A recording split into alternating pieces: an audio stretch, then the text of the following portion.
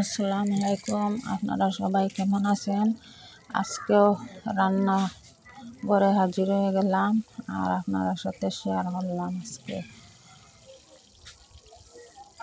আপনারা সবাই কেমন আছেন একটু জানাইবা।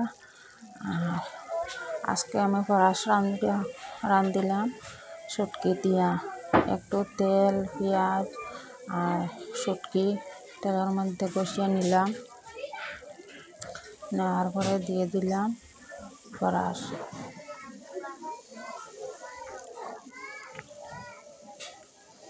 একটু সময় বসিয়ে নিব। নেওয়ার পরে এখন দিয়ে দিলাম লবণ দিয়ে এখন একটু সময় ঢাকিয়ে রেখে দিব। দেওয়ার পরে একটু ভাজা হওয়ার পরে নেড়ে চেড়ে দিয়ে দিব একটু জল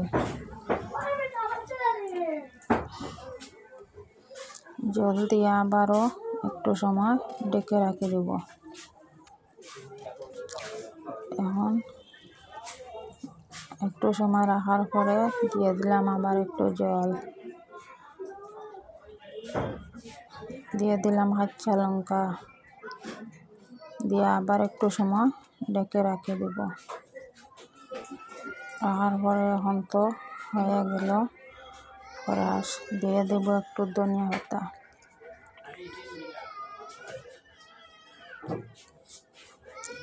ধনিয়া পাতা দিয়া লাড়িয়ে দেখবো এখন কি হইল ফরাস।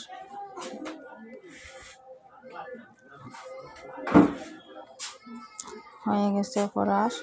এখন করবো একটু টমেটো চাটনি।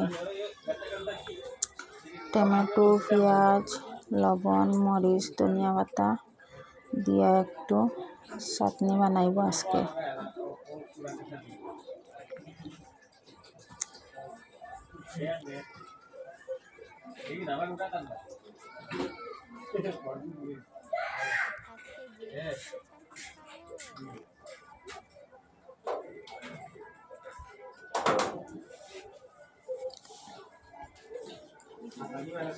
গরম তো ফটাফট রেডি করা যাচ্ছে না। শীতের দিন গরম খাবার রেডি করতে লাগে। হয়ে গেল টমেটো চাটনি।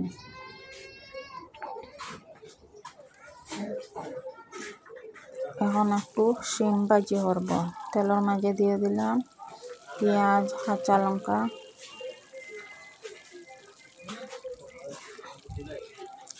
পেঁয়াজটা একটু ভাজি করে নিলাম। নেওয়ার পরে দিয়ে দিলাম একটু হলুদ।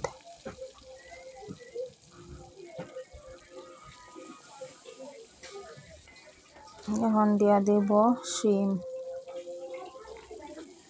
কাঁচা লঙ্কা আর শিম দিয়ে দিলাম।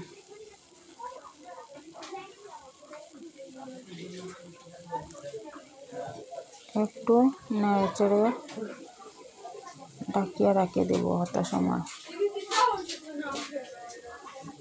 দিয়ে দিলাম এখন লবণ।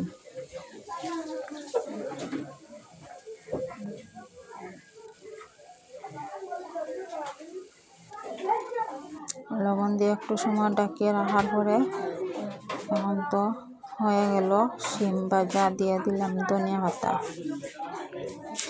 আর আপনারা সবাই কেমন আছেন একটু কমেন্টে জানাইবা।